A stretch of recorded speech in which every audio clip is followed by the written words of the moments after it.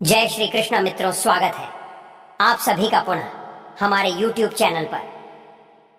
मित्रों, त्रिया चरित्र की एक ज्ञानवर्धक कहानी आज मैं आपको सुनाने जा रहा हूँ।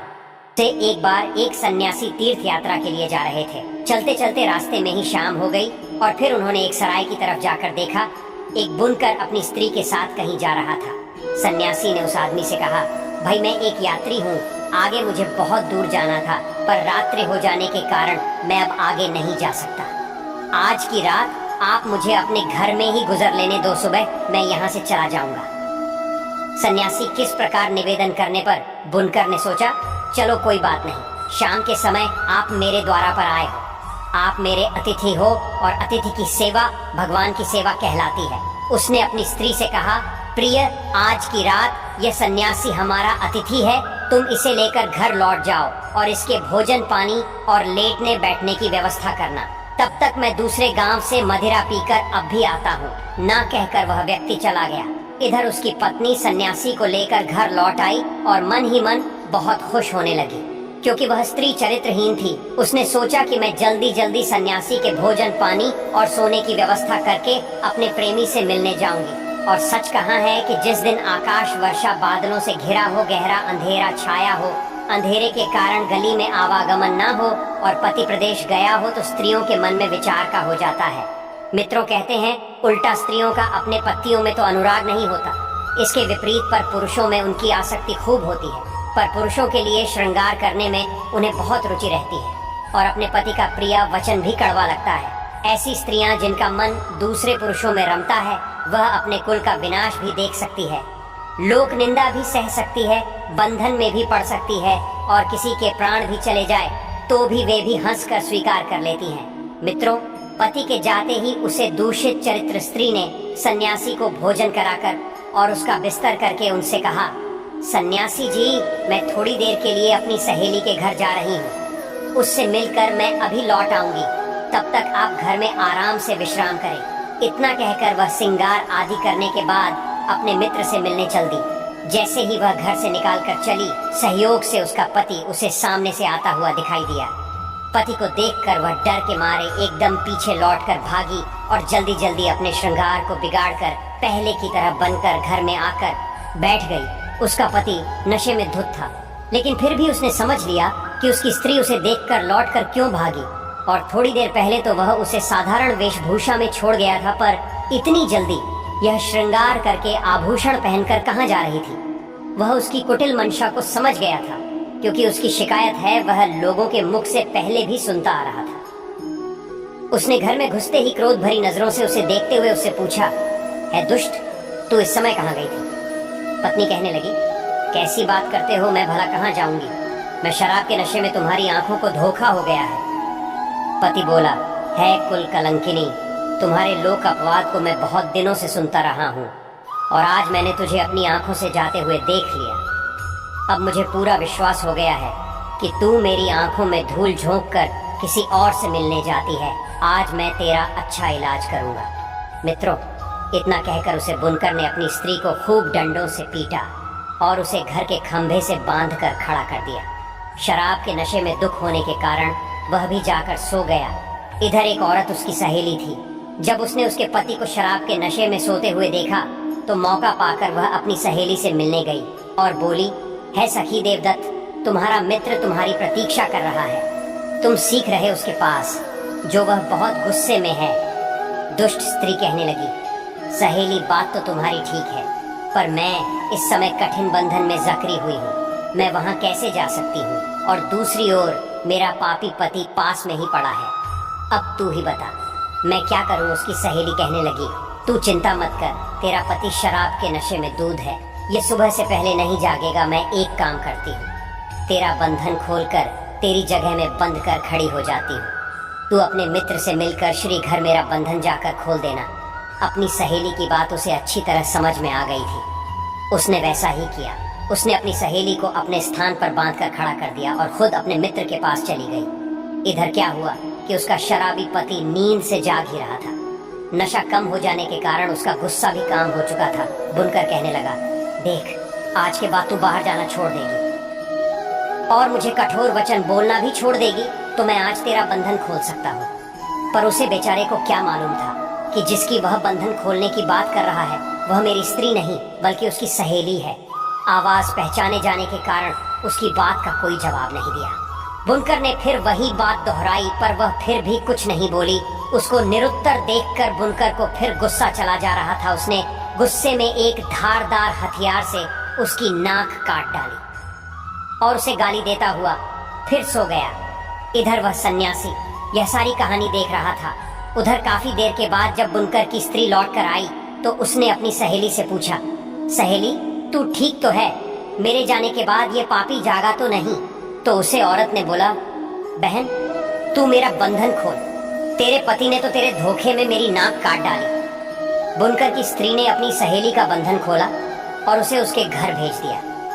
कटी हुई नाक लेकर अपने घर पहुंची और चुपचाप चारपाई पर लेट गई। मित्रों, इधर थोड़ी देर के बाद बुनकर फिर नींद से उठा और अपनी स्त्री से बोला, है दुष्ट स्त्री, तू बोलती है या अब की बार तेरे कान भी काट दो?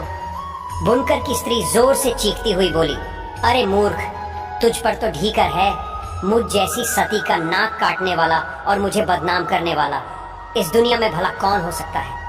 और स्वांग रचती हुई बुनकर की स्त्री कहने लगी, है देवताओं, यदि आप देख रहे हो ही सूर्य चंद्रमा अग्नि कुबेर वरुण इंद्र धरती आकाश पाताल और धर्म, यदि तुम्हारी नजरों में मैं पवित्र हूँ, मैं मन से भी दूसरे पुरुष की इच्छा न की है, तो देव मेरी नाक को पहले की तरह फिर से सुंदर बना दो। यदि मेरे मन में पर पुरुष का झूठा भी चिंतन हो तो आप मुझे जलाकर भस्म कर दो। इतना कहकर वह दुष्ट स्त्री अपने पति से बोली, है मूर्ख आदमी, देख मेरे सतीश की शक्ति से मेरी नाक फिर से ठीक हो गई है। मित्रों की बात सुनकर बुनकर हाथ में मशाल लेकर अपनी पत्नी की नाक देखने लगा। उसने देखा कि पत्नी की नाक पहले की तरह जो कि क्यों है, और जमीन पर देखा तो बहुत सारा रक्त भरा था। वह एकदम से भयभीत हो उठा। डर के मारे उसने अपनी पत्नी का बंधन खोल दिया और उसे चारपाई पर बैठकर और उसे क्षमा मांगने लगा। वो इसे चमत्कार समझकर वह अपनी स्त्री को देवी की बात समझने लगा, परंतु इस रहस्य की बात तो वह सन्यासी भली भांति समझ रहा था जो उसे रात बुनकर के घर में रुका हुआ था। उसे सन्यासी पूरी रात जाकर उनका यही तमाशा देखता रहा और सोचने लगा, धन्य है त्रिया चरित्र की लीला। दुष्ट स्त्रियां हंसते हुए पुरुष के साथ समय देखकर हंसती है, रोने वाले के साथ रोती है, तथा जो उन्हें पसंद नहीं है उसके साथ मीठी मीठी बातें करके उसे बस में रखती है।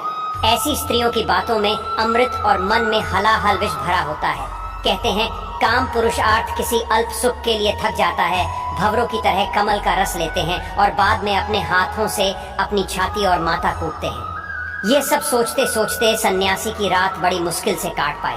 उधर दुष्ट स्त्रियों की सहेली ने सोचा कि रात तो कट गई, अब मैं अपने पति को क्या जवाब दूंगी, कौन सा यातना करूं, किस भेद को उजागर न होने दो। वह ये सब सो ही रही थी कि इतने में उसका पति जो काम की तलाश में राजा के महलों में गया था, सुबह सुबह वह लौट कर आया और लोगों की हजामत बनाने के लिए अपनी पत्नी से अपने हजामत बनाने वाले औजारों की पेटी मांगने लगा। परंतु उसे औरत ने क्या किया, वह अपने भेद को छुपाने के लिए पहले से तैयार बैठी थी। उसने पेटी में से एक छुरा निकालकर नाई की ओर फेंक दिया। नाई ने देखा कि उसने पेटी की जगह एक छुरा मुझे दिया है, वह भी फेंक कर तो उसने वह छुरा अपनी पत्नी की ओर गुस्से से फेंकते हुए बोला, ये छुरा पेटी में रखकर पूरी पेटी ही मुझे दो। जैसे ही छुरा अपनी पत्नी की ओर फेंका, फिर उसकी पत्नी का मौका लग गया। वह अपनी नाक पकड़कर चिल्लाते हुए घर से बाहर आकर चीखने लगी, कहने लगी, अरे देखो, मेरे पति ने मेरी नाक काट डाली, मुझे बचाओ, इस दुष्ट ने मुंह जैसी संतवंशी नारी की नाक काटकर मुझे कलंकित कर दिया।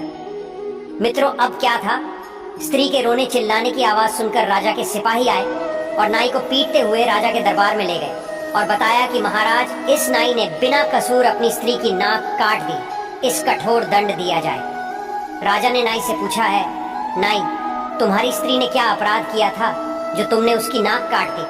क्या वह पर पुरुष को चाहती थी? क्या वह किसी परदेसी के साथ बातचीत कर रही थी? क्या इसने कोई चोरी की है? साफ साफ बताओ। राजा के पूछने पर नाई डर के मारे कुछ नहीं बोला।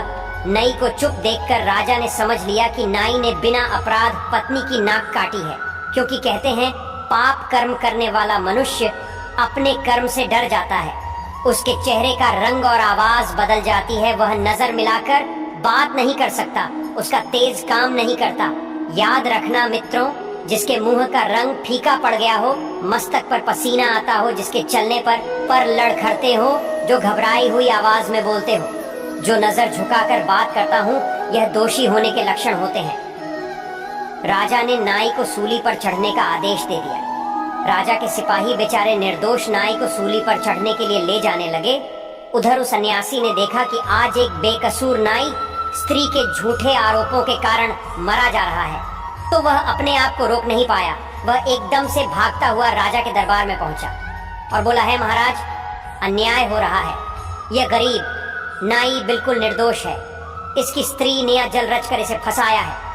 और तो सन्यासी ने बुनकर के घर की रात वाली घटना पूरी राजा को सुना दी। राजा ने सन्यासी की बात सुनकर तुरंत बुनकर को बुलाया और नाक काटने वाली बात पूछी तो बुनकर ने भी बताया कि रात में उसने अपनी स्त्री को समझकर धोखे से शायद इसी स्त्री की नाक कट दी है। राजा ने नई को तो छोड़ दिया बुनकर, और बुनकर की स्त्री के नाक कान कटवाने का आदेश जारी कर दिया, क्योंकि कहते हैं ब्राह्मण, बालक, स्त्री, तपस्वी और रोगी, यह पांचों दोष के योग्य नहीं होते हैं। इसलिए राजा ने उन दोनों औरतों के नाक कान काट कर उन्हें छोड़ दिया। सन्यासी भी अपने मठ को वापस लौट गया। सोचने लगा, किसी निर्दोष की जान बचा देना भी किसी तीर्थ से काम नहीं है। जैसी करनी वैसी भरनी। दोस्तों, दुष्ट स्त्रियों के चरित्र को देवताओं ने भी नहीं समझ पाया। मित्रों, यह कहानी आपको कैसी लगी?